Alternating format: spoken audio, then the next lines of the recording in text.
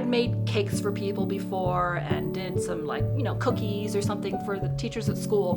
But to actually start a business based on baking, that was like something new for me. At the time, I was already kind of catering for foster families. They'd ask me, hey, can you make food for half a month for this family? And there were all like freezer meals and tacos and burritos and rice and stir fries. So I was already doing that kind of on a part-time basis.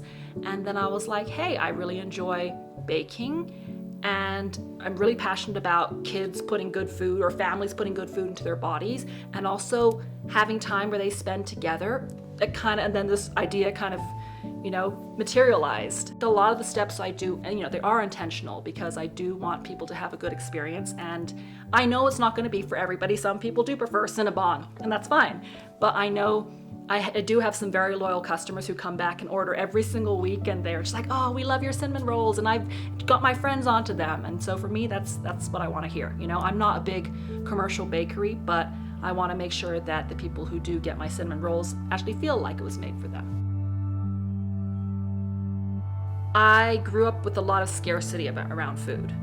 My backstory is I grew up in a religious cult, and my parents, or none of the adults, worked. But specifically, my parents went out to basically beg restaurants and markets for food, and usually they would donate like half rotten or expired or damaged goods to us, and we grew up eating that. And so sometimes it was awful. We get like lentils or eggs stretched with tofu, and it was like all mixed together, and it was like, really some really horrible memories around food as a kid.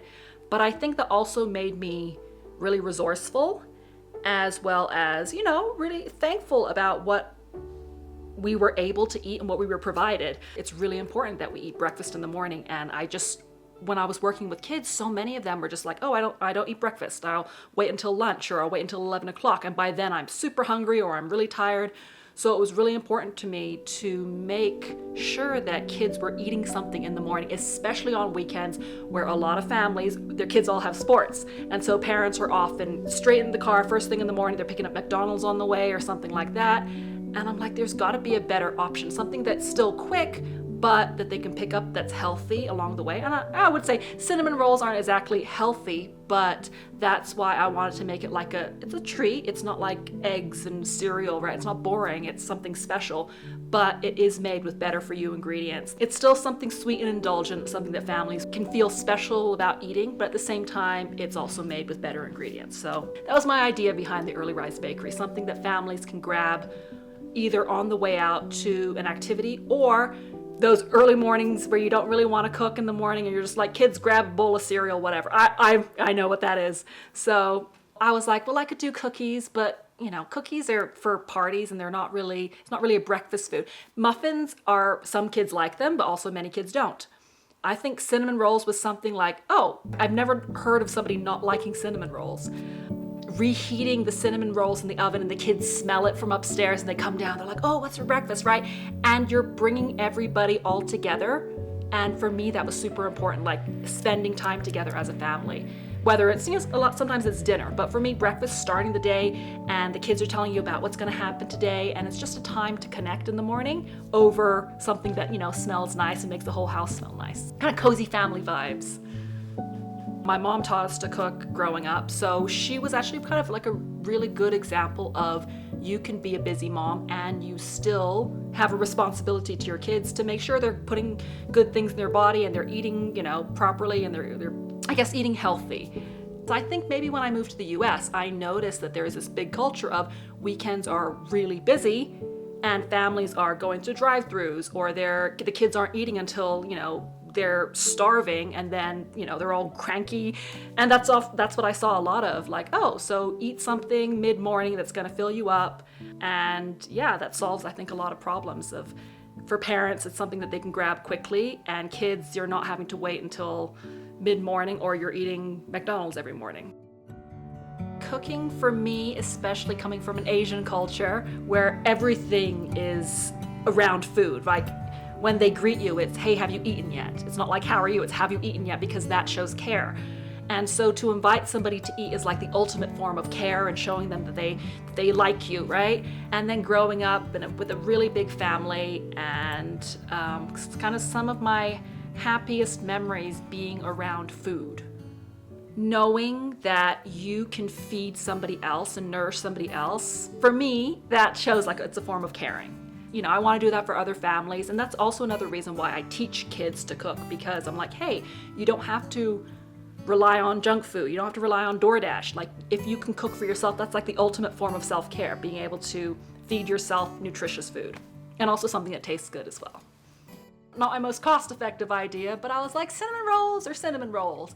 What about if we could add all these flavors? And you know, I work in a coffee shop, so constantly coming up with new drinks of the month, and I think I get a lot of my ideas from that, of like, oh, banana cream pie, or you know, lime and coconut, and you know, I get to test out flavors at work, and then I come home and test them out to see if they work well with the cinnamon roll. We keep the best sellers, and we throw in like one new flavor a month. And so, yeah, it kind of gives people a chance to test out like, oh, I want to try that. That's kind of special. Around Christmas, we did a lot of holiday flavors and peppermint and gingerbread. And summer, we're going to be doing more fruity type like lime and coconut and things like that. So, yeah, I think it just gives people a bit of a chance to you know, like, oh, I never thought of that before in a cinnamon roll. You're going out to eat Taco Bell and you're there with all your friends. It somehow makes the food better. Or you could have a wonderful gourmet meal and you're there by yourself. And it's kind of like, it takes it away, right? Food is meant to be enjoyed as a family or as a community. So that, I think, is something I do with all my food, but also like the other work I do as well. It's, I think, trying to bring people together and give them a sense of belonging. There's a part of me that's like never satisfied, and I always want to be learning more, and I always want to be challenging myself. And yeah, when I'm not doing that, a part of me just feels like it's dying. I'm just like, oh, why? Who does this kind of 9 to 5? Is it worth it? Yes, the money's great and it's stable, but the part of me that's like wants to explore and create is dying. And I, you know, I felt like in my 20s and 30s, I kind of paid my dues, and now I'm like, let's go explore, let's go try this, and if it doesn't work, okay, let's make it look a little different. A big part of my life for a while was just doing that, and it was like super unstable, and I didn't know when my next paycheck was coming from. So I've kind of found there's a balance. A part of me needs that creativity and that outlet, but also I like the stability and the income and the regular paycheck and knowing I can pay my bills. Growing up, especially in Asia, where everything is fresh and, you know, made on the spot, that people don't realize how much an impact food has on your body. And just using, it doesn't have to be 100%, you know, wheat and dairy free and everything, but you can still choose, like I said, better for you ingredients rather than using the cheapest thing and all the food dye and all the other things that are, you know, just gonna make you feel crap afterwards. I'm still using the same ingredients, and yes, costs have gone up, and I'm just like, oh, I could cut costs here, but I prefer to take the hit myself rather than kind of go cheaper routes and like, let's use generic brands of things. It feels like a hug inside of your body, and it's cozy and comforting, and it's just a little bit like everything's gonna be okay.